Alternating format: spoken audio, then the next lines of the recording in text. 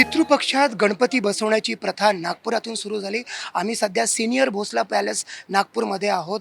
आपण माझ्या मागे पाहू शकता महाराजा ऑफ नागपूरचं एम्ब्लेम, ऐतिहासिक एम्ब्लेम इथं लागलेलं आहे. आणि इथे समोर पितृपक्षातला गणपती म्हणजे हडपकमधला गणपती किंवा ज्याला मस्कऱ्या गणपती असं म्हणतात, तो इथे आहे. अगदी वैशिष्ट्यपूर्ण 18 हातांचा आणि 237 वर्ष झालेले आहेत.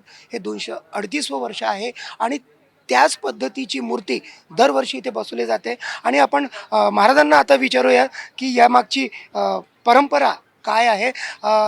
महाराज, आपण सांगा आम्हाला की ती जी कथा आहे, तुमचे पूर्वज बंगालच्या स्वारीतून आले होते, उशीर झाला होता आणि गणपती विसर्जन झालं होतं, त्यामुळे पितृपक्षमध्ये बसवलं. काय ती कथा आहे महाराष्ट्राच्या मराठी प्रेक्षकांना सांगा. या गणपतीचं विशेष महत्त्व आहे की नवस बोलला नवस पूर्ण करण्यासाठी या गणपतीची स्थापना केली. आमचे जे प्रथम रघुजी महाराजांनी ओरिसा, बिहार, बंगाल हे सर्व आपल्या काबीज केलं होतं आणि त्यानंतर तिथला जो राजा होता तो चौथ द्यायचा आणि त्या सर्व अटी त्यांनी मान्य केल्या होत्या. पण नंतर काही काळानंतर त्यांनी पुन्हा बंड केला आणि हे सर्व बंद करून पुन्हा तिथल्या लोकांवर अत्याचार करणं चालू केले, स्त्रियांवर अत्याचार करणं चालू केले आणि ब्लॅक मॅजिकचा फार मोठा तो हे करायचा. त्यामुळं बंगालमध्ये त्यामुळं तिथले लोक पुन्हा आले. त्यावेळेस खंडोजी महाराज उर्फ चिमणा बापू हे दुसऱ्या रघुजी महाराजचे पुतणे हे त्यावेळेस सैन्याचं मुख्य सर्व त्यांच्याकडं होतं आणि ते गणपतीचे फार भक्त होते. ते ह्याच्यापूर्वी जे गणपती बसतीची पूजा करत असताना बंगालचे लोक आले. त्यांना आश्चर्य वाटलं की एवढ्या दुरून लोक आलेले आहेत. त्यांनी विचारल्यावर त्यांना राग आला आणि मग त्यांनी गणपतीसमोर नवस बोलला की जर मी तिथं जाऊन यश पुन्हा संपादन केलं आणि ती बंडाळी मोडून काढली तर मी मोठा उत्सव करीन आणि तो नवस त्यांनी बोलून गेले.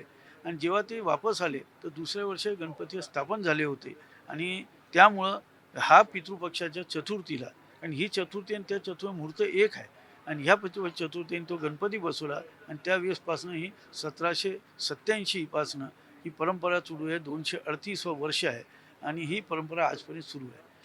महाराज, एक सांगा की जी मूर्ती पहिल्यांदा बसवली होती अगदी तशाच पद्धतीनं ती परंपरा अजूनही कायम आहे. 18 हातांची मूर्ती, काय वैशिष्ट्य?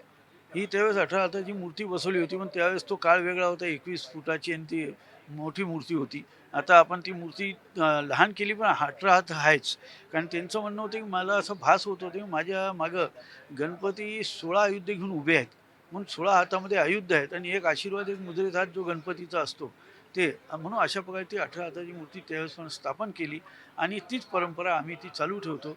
त्यावेळेसचा राजवाडा त्या 10 दिवसासाठी लोककला वगैरे तिथं साजऱ्या केल्या म्हणून लोकांसाठी तो 10 दिवस त्यांनी मोकळा केला होता.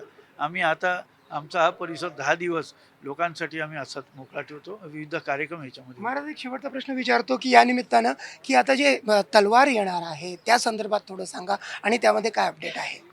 आणि तलवार आपल्या महाराष्ट्रात तर आलेली आहे, मुंबईला आहे. आता नागपूरला आणण्यासाठी ते आता केव्हा आणायची, काय आणायची ते आमचे रघुजी राजे. सांस्कृतिक मंत्री आणि मुख्यमंत्र्यांची चर्चा होऊन ती नागपूरला केव्हा आणायची आहे आणि ती प्रथम रघुजी महाराज तलवार आहे. नागपूरपासून तिने इतिहास केला आहे. आमची सर्वांची इच्छा आहे की नागपूरलाच तिथं येणार आहे, पण नागपूरला ती कायमस्वरूपी राहावी ही आमची इच्छा आहे. आता बघू त्याच्यामध्ये चर्चा करून जे होईल, पण ती लवकरात लवकर नागपूरला येणार हे नक्की आहे.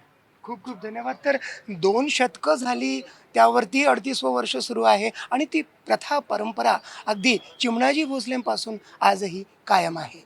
व्हिडिओ जर्नलिस्ट विनय शुक्लासोबत संजय तिवारी, NDTV मराठी, नागपूर.